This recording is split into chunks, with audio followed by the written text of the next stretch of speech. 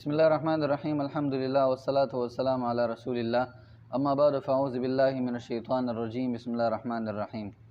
قال اللہ تبارک و تعالی فی کلام المجید والفرقان الحمید واقیموا الصلاة وآتوا الزکاة وارکعوا مع الراکعین۔ گرامی قدر احباب، آج کی ہماری ویڈیو نماز کے متعلق ایک اہم مسئلے کے بارے میں ہوگی۔ وہ مسئلہ یہ ہے کہ اکثر نمازی کی غلطی ہوتی ہے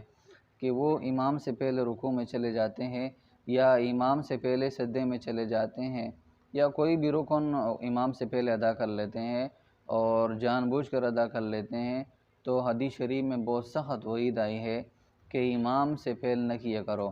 حدیث شریف میں فرمایا کہ جو آدمی امام سے پہلے رکوع میں چلا جاتا ہے یا اس طرح امام سے پہلے سجدے میں چلا جاتا ہے یا اس طرح امام سے پہلے سر اٹھاتا ہے سجدے سے، تو کہیں ایسا نہ ہو کہ اللہ تعالیٰ اس کے سر کو گدھے کے سر سے تبدیل کر دے۔ تو علماء نے اس کی مختلف توجہ بیان کی ہے کہ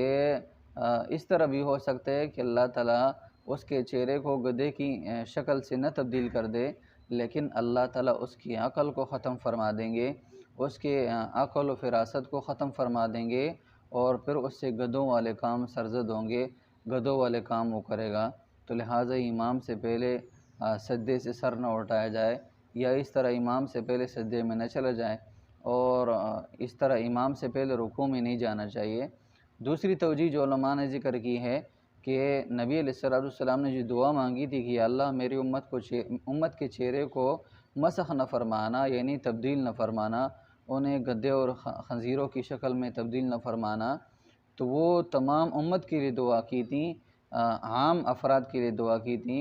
البتہ خاص فرد جو اس طرح حکم کرے گا، اس طرح عمل کرے گا، تو اللہ تعالیٰ کے لیے کوئی بعید نہیں ہے،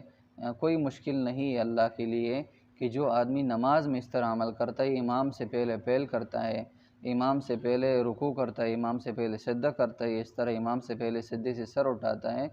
تو اللہ تعالیٰ کے لیے کوئی مشکل نہیں ہے کہ اللہ تعالیٰ اس کے چہرے کو